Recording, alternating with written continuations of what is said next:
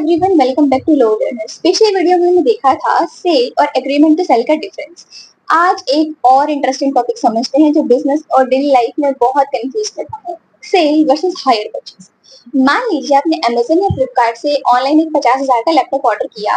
Payment आपने cash या फिर अपने क्रेडिट कार्ड से की। जैसे ही डिलीवरी बॉय ने लैपटॉप को आपके हाथ में दिया तो आप तुरंत उसके एब्सोल्यूट ओनर यानी कि असली मालिक बन जाते हैं। अब मान लीजिए आप क्रेडिट कार्ड का बिल नहीं भर पाते हैं तो बैंक आप पर पैसे की रिकवरी के लिए केस जरूर करेगा, लेकिन वो आपके घर आकर वो लैपटॉप वापस उठाकर नहीं ले जा सकता।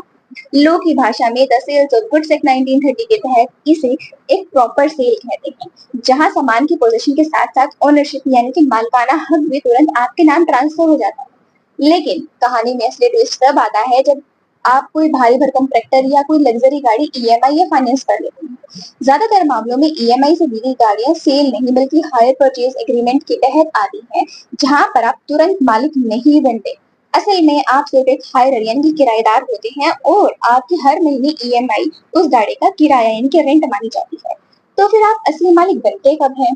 लोग कहता है कि आपको ओनरशिप तब मिलेगी जब आप अपनी आखिरी इंस्टॉलमेंट यानी कि लास्ट ईएमआई पे कर देंगे। इन दोनों के बीच एक सबसे बड़ा फर्क है राइट टू रिटर्न का। सेल में एक बार सामान बिक गया तो बायर उसे अपनी मर्जी से वापस करके कॉन्ट्रैक्ट खत्म नहीं कर सकता।